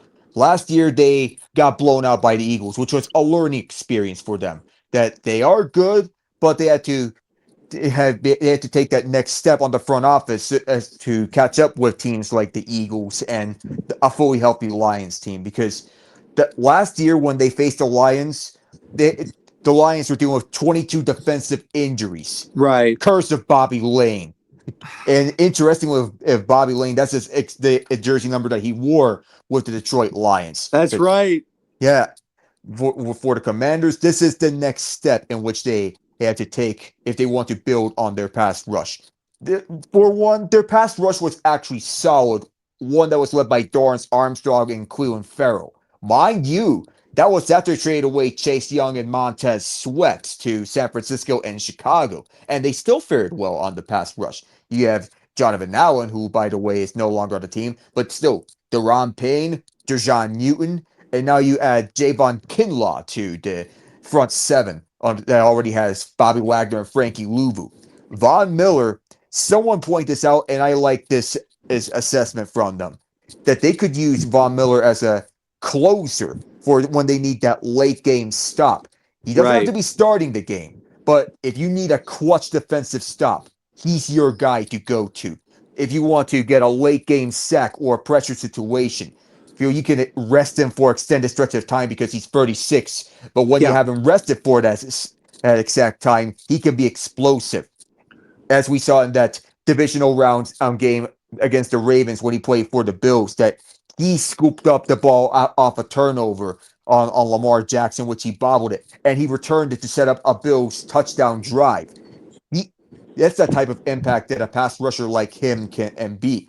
While injuries have taken a toll on him, I would not want to doubt someone of his ability, even at the advanced age that he is at 36 years old. Washington is taking Super Bowl contention seriously with this move. I don't know if they're going to get there, but they are definitely in the mix. Absolutely. It's going to be interesting to see if the Commanders' defense can improve. And I think his leadership skills can definitely benefit the Commanders' young defensive staff. Yes. You mentioned leadership. Washington has the perfect balance of veterans and young players. It's the perfect balance and the right fit because not only is Von Miller on there, but also Bobby Wagner and Zach Ertz. You got those leaders that can help the young group for the future. I like the direction the Commanders are going. Now they got to face the Eagles twice, which is going to be really difficult. But I think they're definitely a playoff team. When we get into our division standings, won't be surprised where I have the Commanders at. But before we get into our predictions, it's time for NFL trivia. So here's how this is going to go. I have 6 trivia questions. I'm going to ask each of you 2 questions. And this is just to get your mind going because football is on the horizon. Preseason starts. The Hall of Fame game starts in 13 days. So we're going to get back into it. So first question, it's going to be a pattern. First question will go to Alec. Second question will go to John. Third question will go to Kev. And then 4, Alec, 5, John, 6, Kevin. So it will all be multiple choice questions. So you will have a chance to figure it out. And you can even do some process of elimination if you want to. All right. We're going to start the first question off with Alec. This is a Jets-related question. And keep in mind the theme for these trivia questions. So, who was the only 4,000-yard passer in a single season in Jets history, and what year was it? Was it A, Vinny Testaverde in 1998, B, Joe Namath in 1968 or 1967, C, Brett Favre in 2008, or D, Richard Todd in 1981? Vinny Testaverde. You're incorrect. It was Joe Namath in 1967. That was the first season in NFL history where someone actually threw for 4,000 yards. Oh, I was close enough, but because I was thinking Testaverde, and I was thinking it's got to be him, right? Yep. Well, unfortunately, you picked the wrong one. All right. Next question is for John. Before Dan Marino in 1984, who owned the single-season passing yards record? Was it A, Dan Fouts in 1979, B, Dan Fouts in 1980, C, Dan Fouts in 1981, or D, Dan Fouts in 1982? Single season record before Marino? Yes. So it was Dan Fouts. The question is, what year? And the years were 79, 80, 81, 82. Yes. Okay. Dan Fouts, 79, Incorrect. It's Dan Fouts' 1981. 81. He threw 4,802 passing yards, which was the single season record for a few years, and then Dan Marino threw for 5,084 3 years later. Okay. Let's see if Kevin can break the drought here. Who owns the single season passing yards record for the Chicago Bears?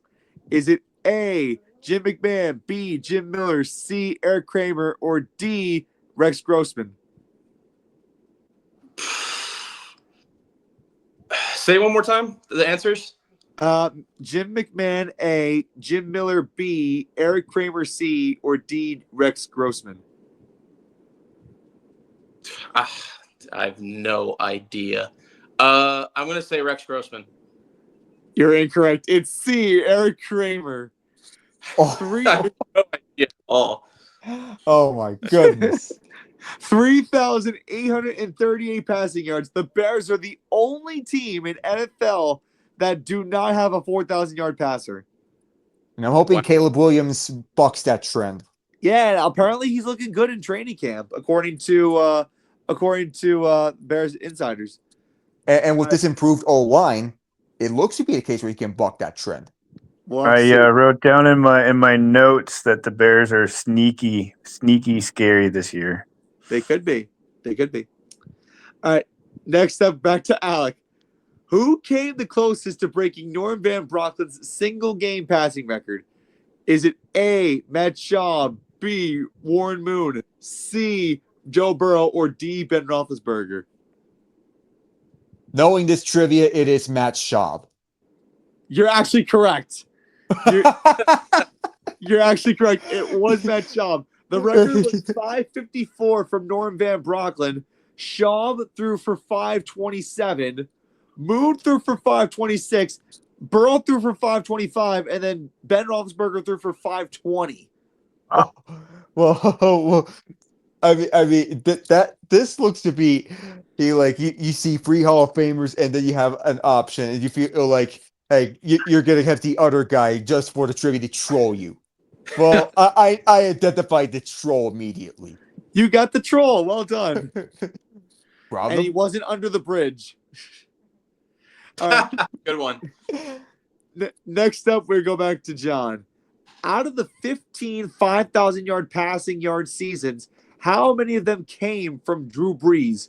A4, B5, C6, D7.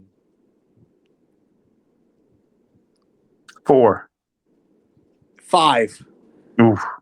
5 times. Drew Brees threw for 5,000 yards 5 times. He's responsible for 1/3 of NFL 5,000-yard passing seasons. And he actually held the record in 2011 with 5,476 until Peyton Manning broke it 2 years later. Dang. All right, Kevin, back to you. What starting quarterback in Super Bowl history threw for the fewest amount of yards? Is it A, Norris Weese, B, Tony Eason, C, Doug Williams, or D, Rex Grossman? Rex Grossman again? Yeah. Imagine if it's Rex Grossman. Screw it. I'm going to go Rex Grossman again. You're incorrect. It's Tony Eason. He You know, I of course I would get the another question with the same player. I'm like, I'm tempted to go for him again if he's Rigged. Rigged. Rex Grossman. Rex Grossman this, Rex Grossman that. Okay. Yeah. Jim McMahon this, Jim McMahon that. So Rex Grossman threw for over 200 yards. Doug Williams had that record-setting performance where he scored 5 touchdowns in 1 quarter in Super Bowl 22 versus the Broncos. Tony Eason threw 6 passes, completed none, so he had 0 yards. And Norris Weese threw for just 22 yards in Wow. Super Bowl 12. How is That's rough. that even possible That's to not even throw for a single yard in the Super Bowl? Ask the 85 Bears defense. he had to be subbed in after that, right? He did. There's He no did. He way. got subbed in for Steve Grogan after that. Oh my Oh, goodness. I'm like, That's there's not a no Super Bowl. way. That's a public humiliation ritual. Yeah. Oh man, I love trivia. So guess what? Next week we're gonna continue this again with rushing trivia. So brush Great. up on your rushing stats because we're gonna be in for a pretty interesting trivia, especially with the performance you guys had today, which is pretty good. As long as you give Alec the same player twice. Okay, so now we're gonna go over our division standings for each of the NFC divisions. This is gonna be a simple 1, 2, 3, 4. And then we're gonna tell you who we think is gonna come in first, second, third, or fourth in every single division in the NFC. You can provide a small explanation if you want, but because we're getting towards the hour and a half mark, we got to make it a little bit quicker because we got to get to fresh, fine, and fried. So we're going to start off with the NFC East. That comprises of the Eagles, Commanders, Cowboys, and Giants. Now, I'm going to start off by saying the Eagles win the division, and what this would mean is it would snap the trend of no one winning the NFC East back-to-back years. The last time the NFC East was won back-to-back years, you got to go back to 2001, 2004, when the Eagles won it 4 consecutive years. But if you're looking for back-to-back, 2003, 2004, when Andy Reid was their coach. So you're talking a 21-year drought. But I think the Eagles are the best team in that division, hands down. Second place, I got the Washington Commanders. I think that their recent offseason acquisitions and the momentum they're coming off of following last season, I think is going to propel them to make the playoffs. But I think they'll be second place in their division. And I think they can maybe split with the Eagles in their season series, but I think that's probably the best they're going to get. The Cowboys are going to be in third place as much as it pains me to say this. They're just going to be that gnat that you can't kill, unfortunately. And then I have the Giants in last because innocent until proven guilty, but until Russell Wilson or Jackson Dart shows me otherwise, I got to put the Giants in last place. Now I'm going to come to John. Oh, I mean, ditto to everything you just said. I would add that the Giants probably have the toughest schedule of these 4 teams on the East. And Philly, even though they've gotten rid of a couple players, they still have one of the top 5 defenses in the league. Yeah. They still have Saquon. And I don't see them unless they do something like the Lions and have 20 injuries. I don't think they're not going to be there in the playoffs and be a contender. So I have them winning the division. I really like Washington. I think they're 2 or 3 years away from winning this division. But I like the pieces that they're adding. I like Debo. I really like what they've done on defense. And then I don't like what the Cowboys are doing. I think they're in retrograde. And I'd like to see the Giants in third place next year, maybe when they have solidified their team. But I have Philly, Washington, Dallas, and New York in that order. All right. Kev? So I do have the Eagles first as well. I mean, until proven otherwise, I know Washington is up on the up and up, but I think they finished second in this division. But let me throw a little bit of a curveball. I think that the Giants are going to finish third in this division, and the Cowboys are going to finish last. Now might be the delusional Giants fan in me, but the reason why I say it is, to John's point, the Cowboys, I don't like their situation with their new head coach and Brian Schottenheimer. And they really didn't do a whole lot in the offseason. The running game is still going to be very flawed, and their receiving core is going to be that of CeeDee Lamb and really nobody else. And with the Giants, you get a new leader in Russell Wilson, who's not a bad quarterback, like we saw last season with Alec Novice's team, the Pittsburgh Steelers. So he can be a good voice in the locker room. He can mentor young Jackson Dart. He can give you some good receiving yard, especially with Malik Neighbors, getting Darius Slayton back, getting those draft picks, and that solidified that defense, getting Abdul Carter on the edge. That defense is going to keep them in games, and with a bolstered offense and a decent quarterback who's a Super Bowl quarterback, who one thinks he's not Daniel Jones. He's going to do something that Daniel Jones couldn't do. And I believe that the Giants are going to surprise a lot of people. Now, I know they have the hardest schedule this year, but I think they're going to win more games than I think people give them credit for. But I do think that Dallas can struggle with the lack of a running game and with not having as good of a solidified core when it comes to receiving. So I do think that's a little bit of a curveball wild card in there. But I would say Eagles first, Commanders second, Giants third, Cowboys fourth. Well, damn. Alec? Homer. All right. Like In I recent said, days, there's definitely bias in there, but in recent days, I've been having more trouble with the top because it's gotten a lot more interesting about who is going to finish first in the NFC East. It's no doubt that the Eagles are the best team in that division, though there's something that can be said about how much Jaden Daniels' game-changing ability can contribute to how this can impact the NFC East standings. Okay, but I'm going to start from the bottom and say that it'll be Giants 4, Cowboys 3. Let's just get that out of the way. But I'm not going to pretend that George Pickens doesn't exist on that Cowboys team, Okay. or that they got Javonte Williams. And that's a head scratcher, honestly. But I've been flip-flopping between these two in recent days. The Eagles, they did lose Josh Sweat to the Cardinals, so that's to keep in mind. But most of the team is intact. They're young. The Commanders, they are on the up and up, and they're improving down the stretch. I feel it's going to come down to head-to-head and division record overall. Yeah. But I've been going back and forth, but now I'm going to throw a curveball and say the streak continues. Washington Whoa. 1, Philadelphia 2. Wow. That's actually kind of shocking. The streak continues, according to Alec. Okay. A couple curveballs from Kevin and Alec. I like that. Okay. Now we're going to go up north. So the NFC North is the Packers, the Lions, the Vikings, and the Bears. Oh, my. So we're going to start off with who's in first place. This was kind of tough for me to decide. I know that the Lions losing Ben Johnson and Aaron Glenn kind of stinks.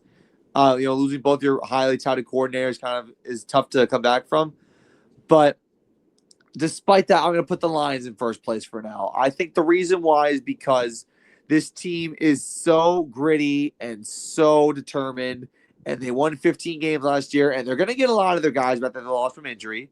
So I think that's going to help them a lot. Second place, I have the Green Bay Packers. Getting Matthew Golden in the first round, a receiver never happened before, but this receiving core was beat up going into the playoffs. Jordan Love just keeps continuing to progress in every season that he's played, in every game he plays in. Do I think the Packers are ready to win the division title yet with Jordan Love? I don't think so, but I think they're going to have a strong second place showing. You could probably see 3 playoff teams from this NFC North, probably, depending on how things go in Minnesota. And speaking of Minnesota, I have them in third. It really is all going to come down to how rusty is J.J. McCarthy. And I don't know how he's going to fare, but following up on the season that Sam Darnold had, that's going to be a tough act to follow. But despite that, the Vikings do have one of the best offensive minds in football. And I think they can definitely benefit with Kevin O'Connell, mentoring J.J. McCarthy. And then last place, I have the Chicago Bears. I know Ben Johnson is the new head coach there. And I know we have faith that Caleb Williams can break the 4,000-yard streak or 4,000-yard list streak from Bears passers, which spans 106 years. But this Bears team as a whole, you take away the offense. The defense is still bad. The running game is kind of eh. So for me, I don't really see much of a sugarcoat with the Chicago Bears. Plus, they play in a tough division, which also hurts them. So I have Lions, Packers, Vikings, and Bears. Oh, my. John. Well, I don't know if you saw this, and you may or may not make an impact on changing your choice, but Addison is out for the first 3 games. Because he's being suspended for the first 3 games. So I think and the Vikings are like the Giants. They have a super tough schedule. I liked Caleb Williams as a rookie last year better than I like uh, the starting quarterback for the Vikings. I think he's going to have more of a Trevor Lawrence type of a rookie year. Um, so I actually had to go to the schedule because I had these some of these teams are a game apart. But I Okay. had the Lions. I had the Lions number one. The Bears are actually number two for me. Really? Packers are three, and the Vikings are four. Wow. They just based on schedule. I had to go. I had to go at one game at a time, schedule by schedule, and All I right. think the Bears have the edge. Interesting. Kevin? Yeah, I'm in the same exact boat with you, Matt. I think that Lions, I think, are taking this division now. Now we don't know if losing both Ben Johnson and Aaron Glenn is going to have any sort of impact on them. Plus, they got to remain healthy defensively. I think that was a big factor as to why they did lose to Washington was because half their defense was hurt. And we don't know if losing both coordinators is going to add to them was last 2 years were they flukes or are they actually still a big contender? We're going to see. At the moment, I do have Lions winning that division. I do have Packers second as well. I do think that adding a guy like Matthew Golden gives Jordan Love another piece to throw the ball to because the receiving core, even before drafting Matthew Golden, wasn't really very solid, but they did. Yeah. They were able to make it work with Romeo Dobbs, Dontavian Wicks, and all those guys. They were able to make those cores work. So I think Packers definitely go second there. Vikings again, third. Again, we just don't know how good J.J. McCarthy is going to be with the Vikings. Now, Sam Darnold surprised us all last season with how well he's, and he got a big paycheck now with the Seattle Seahawks.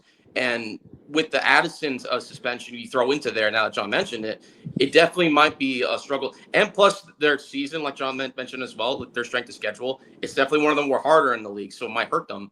And the Bears, again, you got to see more from Caleb Williams and that Bears team as a whole because, like you mentioned, Matt, having to be in a tough division like the NFC North definitely hurts them and doesn't bode well for them. So again, same as you, Lions 1, Packers 2, Vikings 3, and Bears 4. Okay. Alec. I feel we're all most of us are in the same boat with Vikings 4 here because we talk about how they can be a little rusty, not only with JJ McCarthy, but also how is Jordan Addison going to fare coming off a suspension. Justin Jefferson's going to win them games. Their defense is still going to be solid as ever. But how will this be for Minnesota? Is it going to be another one of those learning years, one of those up and down years where they make the playoffs one year, miss it the next? I feel this is going to be another one of those years. I'll put Chicago at 3 because even for them showing improvement, they still have to show me that they are truly ready for the next step. I don't feel they have just Interesting. yet. But for the division, I'm going to throw another curveball and say Packers 1, the Lions 2. And man, I know you fainted over there, but I feel it's going to come down to tiebreaker. I feel the Packers are going to catch up to the Lions. I feel the Lions is going to be one of those years in which they're going to take a slight step back, but could it really be regression if they're still a solid team to begin with? I mean, Frank Ragnow retired, but they're still a solid team. I feel you lose some more games, but still nothing wrong with keeping up with the division. But I feel it's going to come down to tiebreaker, and I feel the Packers take it by just the slimmest of margins. It was that close for me. Now, one thing I will say is the Packers played the Lions really, really competitively last year in both games. So I can give you that one there. Yes. Now, we're going to go to the NFC South. A team Tickle me Alec division hitting that us in the NFC North. Tickle me Alec hitting us in the NFC North. Oh my God. Alec is never going to live this down, is he? Why would you do this to me? Why must you do this to me? Anyway, we're going to go to the NFC South, which is a division that has maybe one playoff team at best because this division is very, very dreadful in many ways, shape, and form. But it's the Buccaneers, the Falcons, the Saints, and the Panthers. I'm going to start off first. First place, Buccaneers all the way. I mean, this is just easy to predict because this team is more complete than anyone else.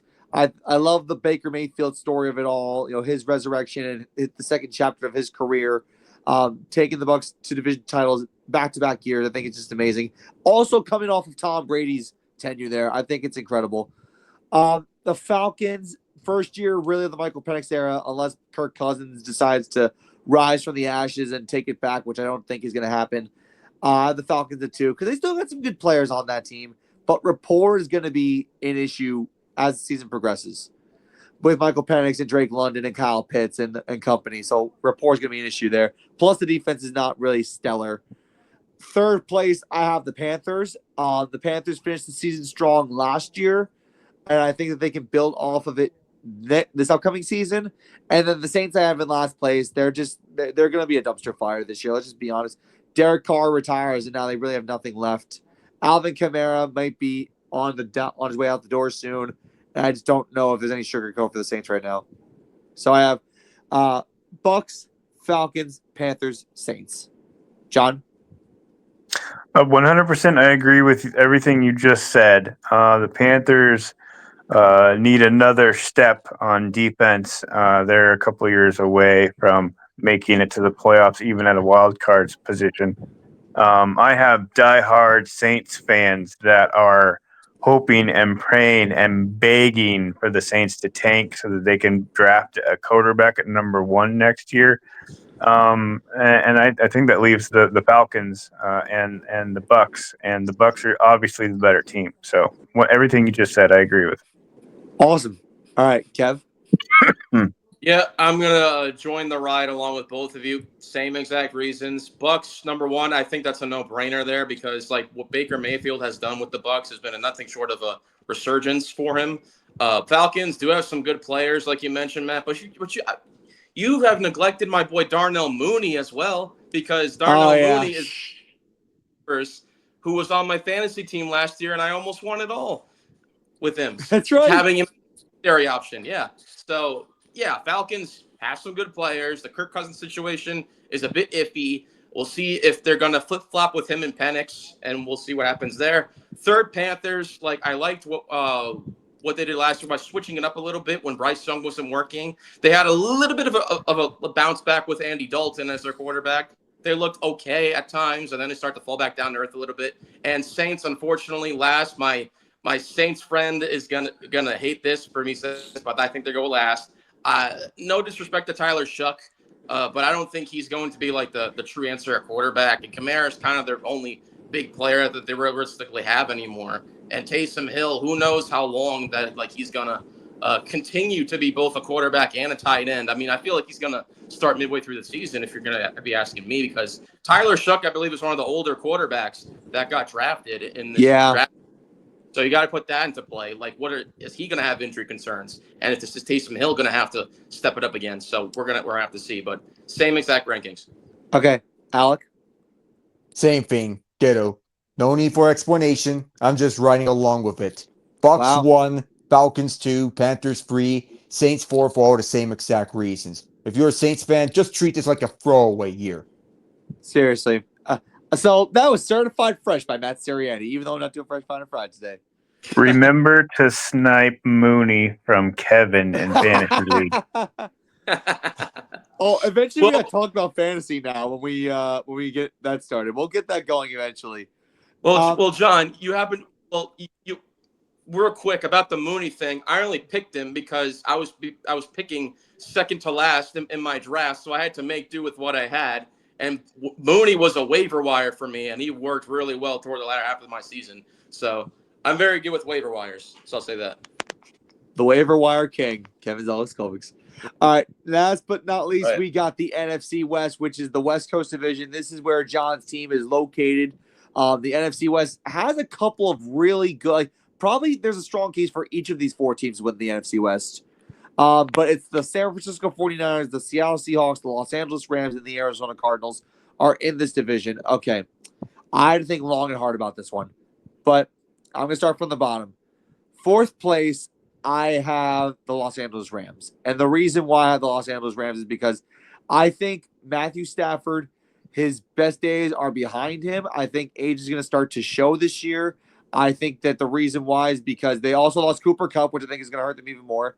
I love Puka Nacua for a fantasy option, but I think the problem with the Rams is that they don't have like the aggressive nature of their roster anymore. I think that everyone got better except the Rams. Third place, I have the Arizona Cardinals. And the reason why I have Arizona at third is because they're on the up and up. I like where this team is headed. Yeah, they were in first place in the division at one point last year.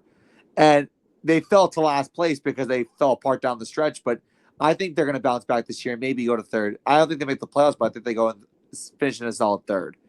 Second place, I got to go with the Seahawks. I'm sorry, John. But the reason why I had to go Seattle is because San Francisco healthy, to me, they can't be stopped when they're healthy. And the problem with the Niners last year was they were battered with injuries. And I think once they get those guys back, including Christian McCaffrey and George Kittle, I think they're going to be unstoppable. So I got the Niners in first, the Seahawks in second, the Cardinals in third, and I have the Rams in last. John? Interesting take. Now, Pearsall and Ayuk just went on the PUP list today. Correct. So that doesn't leave much going into training camp as far as wide receivers go. I made the joke that all defense has to do is double Kittle and put 7 in the box to guard against Christian McCaffrey and just call it good. I have a different take. I still have the Rams being the best team in this division. I really like what McDonald is doing with the Ravens defense 2.0 and the Legion of Bomb. And I really liked. I hate Arizona, but I have to give some shout outs and some flowers to what they did on defense, how they drafted. I don't like Kyler. I don't like Kyler at all. And just depending on how they do injury wise, I think they're the third best team. San Francisco's broken. Their defense got gutted in the offseason. Trey Greenlaw went to the Broncos. So I don't know if they're going to stop a nosebleed on defense. So I actually have the 49ers last. So you kind of flipped what I said. Yeah. Wow. Amazing. Yeah. Kevin, where do you stand? Again, I'm agreeing with you again, Matt, on this situation. I have Rams last, Cardinals third, second Seahawks and Niners first. The reason why, so for the Cardinals case, I make the case, is because I had James Conner in my fantasy last year, and this is the team. Listen, this is a team that I think could be very like deceptively good if they play it right. James Conner is the forefront of that rushing defense. Trey McBride was outstanding as a really good tight end last season. And this team could make some noise. And they were able to pull Josh Sweat and sign him from the Eagles. I don't know how they were able to pull that off of all the teams. Maybe he could give that defense a little bit of a boost. So I do have him going from last to third. Again, Rams, you never know what you're going to get out of Stafford. This could like be like his waning years. But I do give some respect to like Kyron Williams and Cooper Kupp, Puka Nacua and all that. But not Cooper Kupp is gone, so you have to factor that into the equation. He's gone to the Seattle Seahawks. And with the Niners, I think it was John that brought up a stat or whatever of the Niners to where like what it seems like they flip flop between like whenever they're injured they don't make the playoffs, but whenever they're healthy they make the playoffs. It's kind of like a flip flopping thing. So like last year they were injury ridden, they make the playoffs. Now this year I think they're going to bounce back and make the playoffs, and I think they're going to win the division. So and plus while they did lose some pieces defensively, and while you did bring up the Ayuk and the Pearsall thing, I really trust in Kyle Shanahan and his abilities to coach this team into the type of contenders we know that they can be if they stay healthy. So barring any injuries, I do think the Niners still take this division, but Seahawks come in at a very, very close second for me. All right. Interesting. All right, Alec, we got to get to Fresh Found or Fried, but take as much time as you need to explain this one. All right. My prediction is pure chaos here. Get ready, everyone. Fire away. This was actually the hardest division that to predict, because at first I thought it would be clear cut, but no. It's not clear cut. There's an argument to be made for all 4 teams to win this division. Though I'm now a firm believer in the Sean McVay cycle. First year, make the playoffs in a surprising outcome. Second year, make it back into the playoffs in a year in which you're expected to make there. Third year, things fall apart and you miss the playoffs. I think this cycle continues and the Rams miss the playoffs and end up at number 4 because I feel I'm more of in line with where you are, Matt, because Matthew Stafford is nearing the end of his career. We're not sure how much he has left of him. No shade to all the others because Puka Nacua is solid. But what happens to the rest? Because you don't have Cooper Kupp anymore. You replace him with Devontae Adams. How good is Tutu Atwell going to be? Kyron Williams is solid, but do you have a backup plan at running back? The defense, how good is it going to be? And what could it sustain success from how it did last year with Jared Verse, Byron Young, and all the others? What about secondary? Can Chris Shula keep this up? Well, there could be an argument to be made for having them higher up, but I feel it's a process of elimination at this point. Number 3 is San Francisco because, well, I feel the concerns are more than just the injuries with them because Brock Purdy just got his big boy contract. The offensive line seems to be Trent Williams, and that's it. The defense is starting to fall apart in real time, despite getting Michael Williams to pair next to Nick Bosa. Now you load up the defensive line.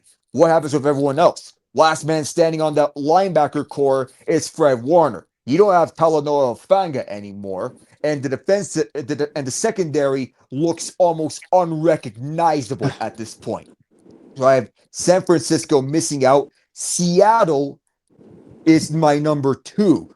And I like what they're doing with the defensive side, as what John mentioned, with the Legion of Bomb here. Sam Darnold shocked us all, and if he can keep this up with Minnesota on the quick Kubiak offense with the Seahawks, I feel this could be a smart investment, and that Darnold could be a nice late bloomer.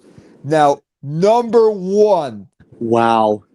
the Arizona Cardinals. Wow.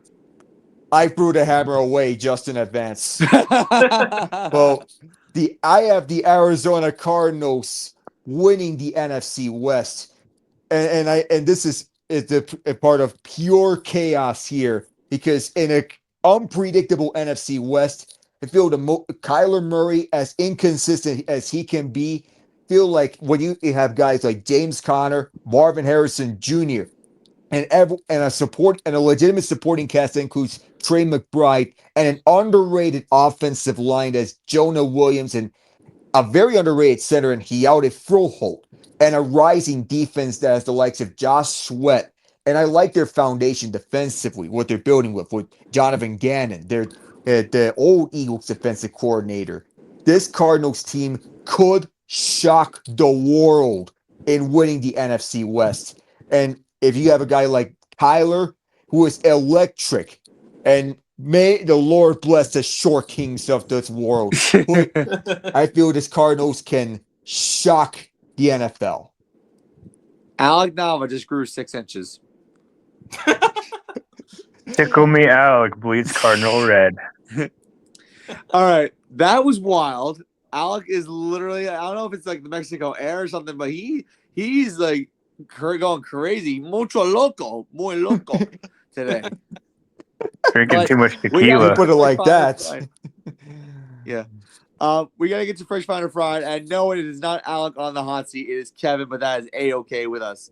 So Fresh Finder Fried is the one segment on this show where we go into events for 2.5 minutes. One of us has to talk about whatever's on our mind. It can be sports related. It doesn't have to be sports related.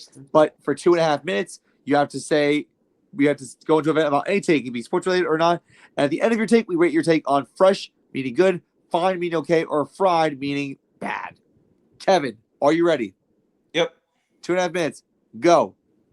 Okay, so I know we talked about this briefly to open up the show about the home run derby. So my Fresh Finder Fried topic is going to be on that.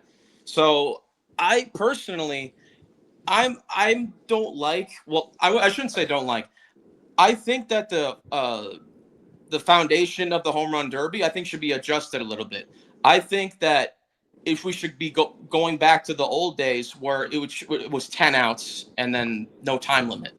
Now, the reason why I say this is because, yes, while there's like more incentive for players to try to get as quick as possible, it also tires a lot of the hitters out. I mean, look at James Wood, for example. I know he practiced a ton beforehand on the Derby, but like if you have a matter of time constraints and you only have one timeout to use, and like you have to keep swinging and swinging, you can't even just even watching a home run anymore. If you're even the hitter, you have to just keep going and hope that it goes out if you make the right swing. You also have to take into account like the bonus for like the time if you get it a certain distance. Now that I would keep, but I would switch it from having it being timed to having it being 10 outs. The reason why I say this is because you saw perfect example in the swing off. Each player got only 3 swings. So because of that, all your swings you have to make them count. And Kyle Schwarber did. He got 3 homers on 3 swings. That won the All-Star game. I think having 10 outs, in addition to having a bonus, you can get an 11th out. That way, I think the players are not going to be tired out. They're going to have time to think about which swing they're going to do on the right pitch.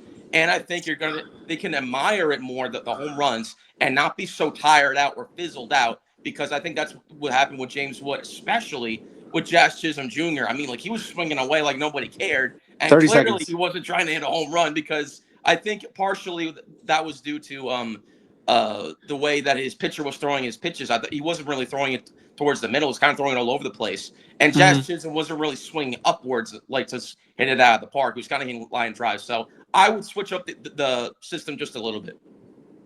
That's it? Yep. Okay. John, fresh, fine, and fried. I think it's fine. I think putting Chisholm in the home run derby is like putting Shaq in a 3-point contest. But and so changing the rules, I like the home run derby the way it stands. I don't know why a batter needs to admire a home run, so I think it's fine. Alec, fresh, fine, and fried.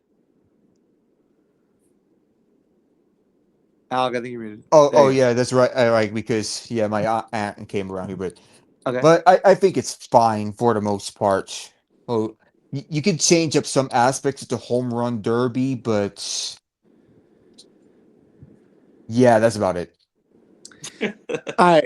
I think you're fine as well. I think honestly, if you're swinging until you get 10 outs, I think that's actually tiring you more, because if you're swinging and you have like a certain amount of time, at least okay, I have to swing for this amount of time. If it takes you forever to get 10 outs, I feel like that actually might take more time.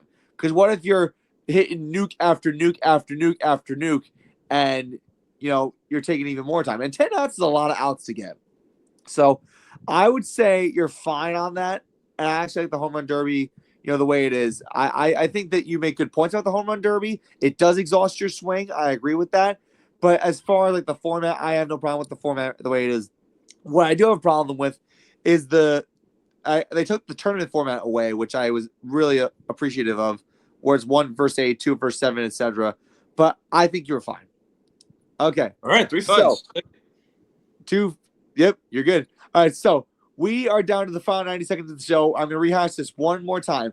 We are part of KIXP, the Island Experience, 102.3 FM. KIXP, the Island Experience in Washington State, which is where John is from. And we are sponsored by DAS Technology Consulting. We will get more footage of DAS Technology Consulting to describe them in future episodes. But from Kevin, Alec, and John, I'm Matt Sirianni. God bless you all for tuning into today's episode. Whether you're listening on the West Coast or watching us on YouTube, we really, really appreciate what you have done for us. And also, as I always say at the end of every episode, please treat your elders 60 and over with respect, because like SpongeBob SquarePants once said, old people are the greatest. They're full of wisdom and experience. Ding! And I think I can speak for all of us when I say that this experience is going to be a joy for everybody. I have really, really enjoyed it. And I also follow KIXP on Instagram, because they have a lot of stuff going on. And also check our WordPress site, foursquaresports.wordpress.com. Follow us on Instagram. Check our YouTube channel out. And also, I hope we get TikTok going at some point, because I know John would be all over that. And you can take like every hot take that Alec said or every rant that Kevin has, and you can listen all on TikTok. I'm not the biggest TikToker, but you know what? I know other people who are. But anyways, this has been Foursquare Sports at Score. Take care, everybody. Good night.